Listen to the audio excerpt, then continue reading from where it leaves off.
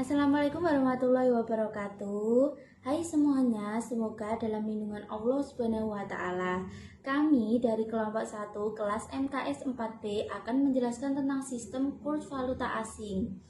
Nah, video kali ini akan digunakan untuk memenuhi tugas manajemen keuangan internasional yang diampu oleh Ibu Mega Tunjung Hapsari MAP. Nama saya Istiqomah dengan NIM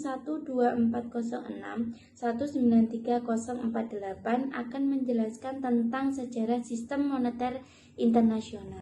Sejarah sistem moneter internasional. Secara historis, sistem moneter internasional mengalami evolusi mulai dijelaskan secara berurutan sebagai berikut. Yang pertama, sistem standar emas pada tahun 1821 sampai 1914. Sistem ini sering disebut dengan sistem gold spice standard karena nilai uang logam emas sama persis dengan nilai intrinsiknya. Standar emas memiliki ciri-ciri penting yang dapat dilihat dari beberapa aturan dasar. Yang pertama adalah suatu negara yang menganut standar emas menetapkan nilai mata uangnya dalam nilai emas. Aturan dasar yang kedua dari emas murni adalah bahwa aliran impor dan ekspor emas diizinkan secara bebas. Aturan dasar ketiga menyebutkan bahwa otoritas moneter harus memegang cadangan emas dalam kaitannya dengan uang kertas yang dikeluarkannya. Nilai emas terhadap harga barang maupun jasa relatif stabil dalam jangka panjang dan periode sebelum Perang Dunia Pertama merupakan masa di mana sistem gold standard ini berjalan dengan baik, di mana hampir semua negara di dunia menetapkan nilai tukar terhadap emas. Yang kedua adalah non-sistem pada tahun 1914 sampai dengan 1946. Dahsyatnya Perang Dunia Pertama pada tahun 1914 terbukti ikut menggoncangkan stabilitas standar emas. Depresiasi besar tahun 1929 menyebabkan goncangan sistem perbankan di seluruh dunia dan menimbulkan krisis kepercayaan terhadap kemampuan menjaga konvertibilitas mata uang mereka terhadap emas. Hal ini maka menyebabkan munculnya sistem kurs dirty float atau mengambang dengan campur tangan pemerintah. Runtuhnya blok-blok mata uang dan sistem moneter yang disepakati pun hancur berantakan. Ini diperparah dengan menjamurnya pengawasan devisa, tarif, dan retrikasi perdagangan lainnya. Fenomena yang terakhir inilah yang dinamakan non-sistem dalam SMI, di mana nilai mata uang ditentukan secara arbitrer oleh penguasa dan mekanisme pasar. Ketiga adalah sistem Bretton Woods pada tahun 1946 sampai 1968.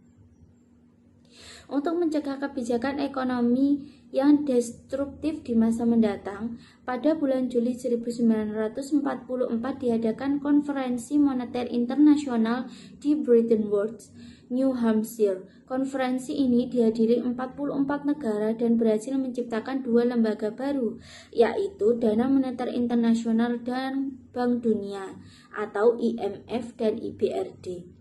Keseluruhan perjanjian adalah semua negara menetapkan nilai tukar mata uangnya terhadap emas. Kedua, hanya dolar yang dapat tetap menetapkan konversi terhadap emas.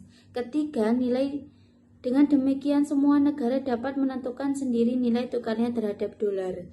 Keempat, semua negara partisipasi sepakat untuk menjaga nilai tukar mata uangnya agar berfluktuasi hanya 1% dari par. Kelima, devaluasi tidak boleh digunakan untuk meningkatkan daya saing perdagangan internasional. Keenam, devaluasi lebih dari 10% memerlukan persetujuan IMF.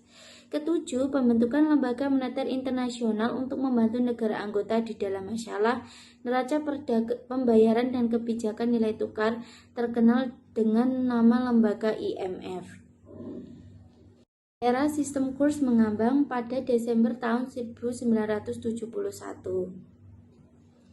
Ciri penting sistem ini adalah selain tidak konvertibel terhadap emas, kurs ditentukan oleh mekanisme pasar dengan atau tanpa upaya stabilisasi oleh otoritas moneter. Dalam sistem kurs mengambang dikenal dua macam kurs mengambang, yaitu yang pertama mengambang bebas atau murni, di mana kurs suatu mata uang ditentukan sepenuhnya oleh mekanisme pasar tanpa ada campur tangan pemerintah. Kedua, mengambang terkendali atau managed or dirty floating rates, di mana otoritas moneter berperan aktif dalam menstabilkan kurs pada tingkat tertentu. Jenis sistem kurs. Yang pertama yaitu sistem kurs tertambat. Dalam sistem ini, suatu negara mengaitkan nilai mata uangnya dengan suatu mata uang lain atau sekelompok mata uang, yang biasanya merupakan mata uang negara partner dagang yang utama. Menambatkan ke suatu mata uang berarti nilai mata uang tersebut bergerak mengikuti mata uang yang menjadi tambatannya. Yang kedua yaitu sistem kurs tertambat merangkak. Dalam sistem ini, suatu negara melakukan sedikit perubahan dalam nilai mata uangnya secara periodik, dengan tujuan untuk bergerak menuju suatu nilai tertentu pada rentang waktu tertentu. Yang ketiga yaitu sistem sekeranjang mata uang. Sistem ini mirip penilaian SDR. Keuntungan sistem ini adalah menawarkan stabilitas mata uang suatu negara karena pergerakan mata uang disebar dalam sekeranjang mata uang. Yang keempat yaitu sistem kurs tetap. Dalam sistem ini, suatu negara mengumumkan suatu kurs tertentu atas mata uangnya dan menjaga kurs tersebut dengan menyetujui untuk membeli atau menjual falas dalam jumlah tak terbatas pada kurs tersebut. Selanjutnya yaitu faktor-faktor penentu nilai tukar. Faktor-faktor penentu nilai tukar ada 6. Yang pertama yaitu transaksi ekspor dan impor. Mari kita perhatikan perubahan nilai tukar antara rupiah dan dolar Amerika, di mana Indonesia dan Amerika Serikat melakukan transaksi ekspor dan impor. Permintaan rupiah ditentukan oleh permintaan barang dan jasa buatan Indonesia oleh orang Amerika.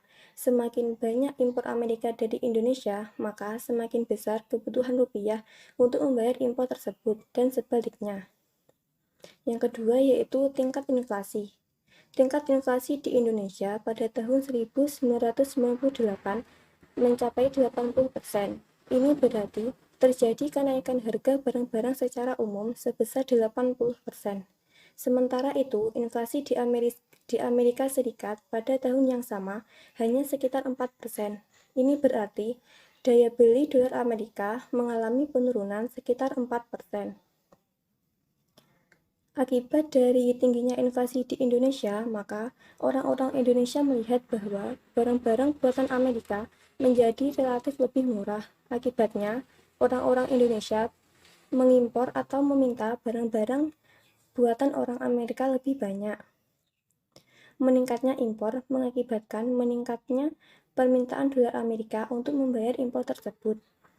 Yang ketiga yaitu tingkat bunga. Tingkat bunga secara teoritis mencerminkan tingkat keuntungan real ditambah dengan tingkat keuntungan premi risiko.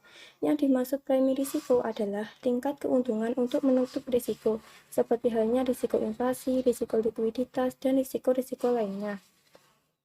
Yang keempat yaitu pengharapan pasar atau market expectation atau kondisi di masa datang.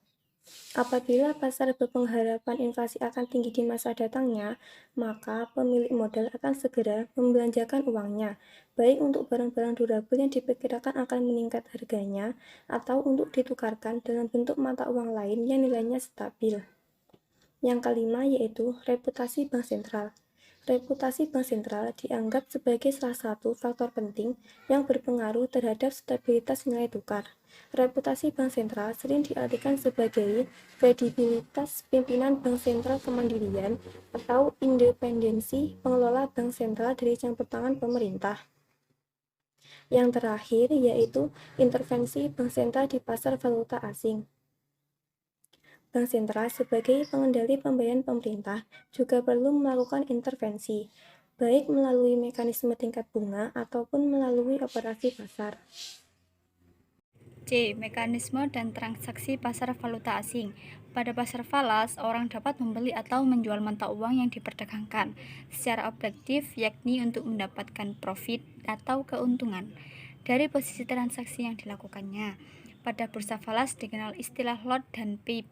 Satu lot nilainya 1000 US dollar dan satu pip nilainya 10 US dollar.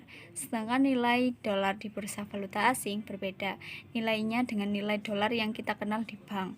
Nilai dolar di pasar valuta asing bervariasi seperti 13.660, 13.960, bahkan Rp14.000 per US dolarnya. Transaksi di valuta asing dapat dilakukan dengan dua arah dalam pengambilan keuntungannya. Seseorang dapat membeli terlebih dahulu, lalu ditutup dengan menjual, atau sebaliknya. Dalam pasar falas terdapat dua tingkatan. Yang pertama, pasar konsumen atau ecer, di mana individu atau institusi membeli dan menjual falas kepada bank. Kedua, apabila bank tersebut tidak memiliki jumlah uang yang diinginkan, maka bank tadi akan mendatangi bank lain untuk memperoleh dolar sebagai ganti DM atau falas lainnya. Pelaku ekonomi yang utama dalam pasar falas dapat digolongkan menjadi 6 bagian. Yang pertama, individu. Individu-individu yang bermain di pasar falas terdorong oleh kebutuhan dan pribadinya. Kedua, institusi. Institusi yang dimaksud di sini adalah institusi-institusi keuangan yang mempunyai investasi internasional. 3. Perbankan. Perbankan adalah pelaku pasar falas yang terbesar dan paling aktif. Perbankan beroperasi dalam pasar falas lewat para pedagangnya. 4. Bank sentral. Bank sentral memasuki pasar falas dengan tujuan utama bukan untuk memperoleh laba atau menghindari resiko, tetapi dari pasar falas, dari operasi falas yang dilakukannya. 5. Spekulan dan arbitraser.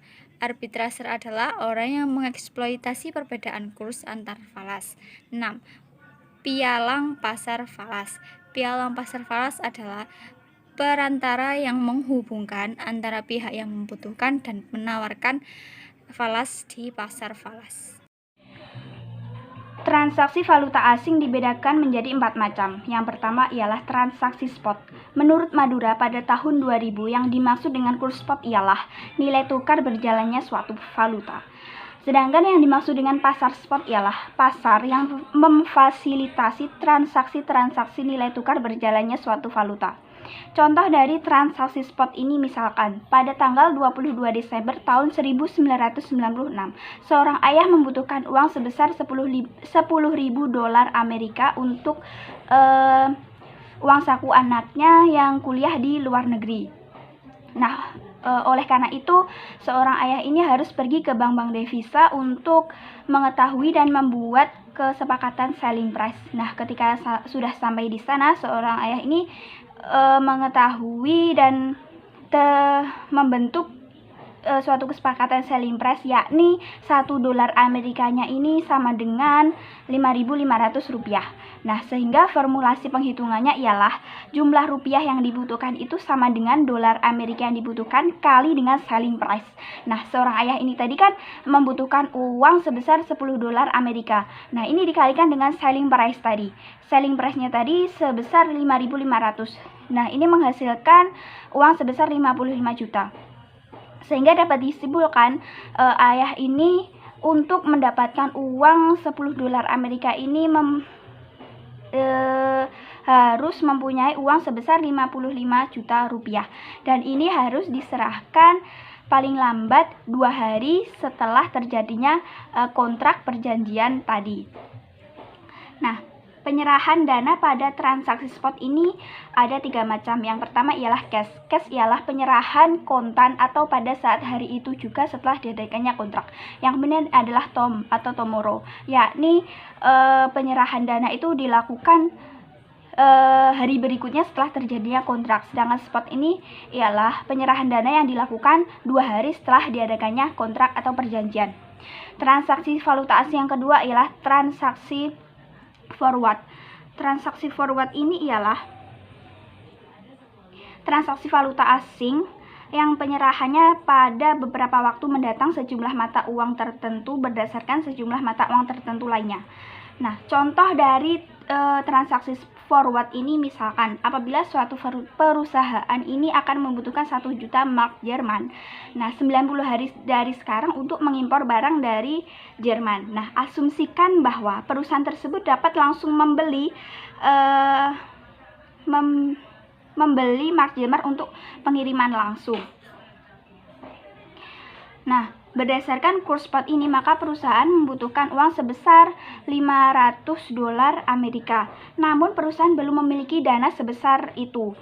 Nah, tetapi perusahaan tidak mengetahui berapa kurs spot 90 hari dari sekarang. Jika naik $0,60 per marknya itu, maka perusahaan itu akan rugi sebesar sekitar $100 Amerika. Nah, untuk itu dibuatlah kesepakatan atau perjanjian forward ini untuk mengunci kurs valuta asing ini.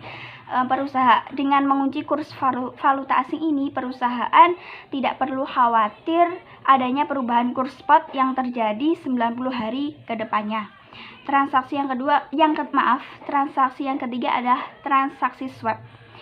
Yang dimaksud dengan transaksi swap ini ialah transaksi tukar pada suatu mata uang untuk jangka waktu tertentu. Nah, transaksi swap ini antara bank dengan Bank Indonesia ini ada dua, yakni swap likuiditas dan yang kedua adalah swap investasi. Dan transaksi valuta asing yang terakhir ialah transaksi opsi, merupakan kontrak untuk memperoleh hak atau opsi dalam rangka membeli atau hak opsi untuk menjual yang tidak harus dilakukan atas sejumlah unit valuta asing pada harga dan jangka waktu tertentu. Nah, ada 4 pihak yang terlibat pada opsi ini. Yang pertama ialah pihak pembeli pada opsi beli, yang kedua penjual pada opsi beli, yang ketiga ialah pembeli pada opsi jual, dan yang keempat ialah penjual pada opsi jual. Sebagai contohnya, pada tanggal 20 Juli 1993, nilai mata uang dolar Amerika ialah sebesar Rp1.500. Anggaplah bahwa kita akan melakukan opsi beli dolar Amerika ini ke Bank Maju Jaya dengan harga 1.300 hingga pada tanggal 20 September 1993. Nah, harga opsi beli tersebut misalkan Rp150 dan sebagai gantinya pembeli memperoleh hak untuk membeli dolar Amerika ini ke Bank Maju Jaya hingga tanggal 20 September 1993 dengan harga Rp1.300 per dolarnya.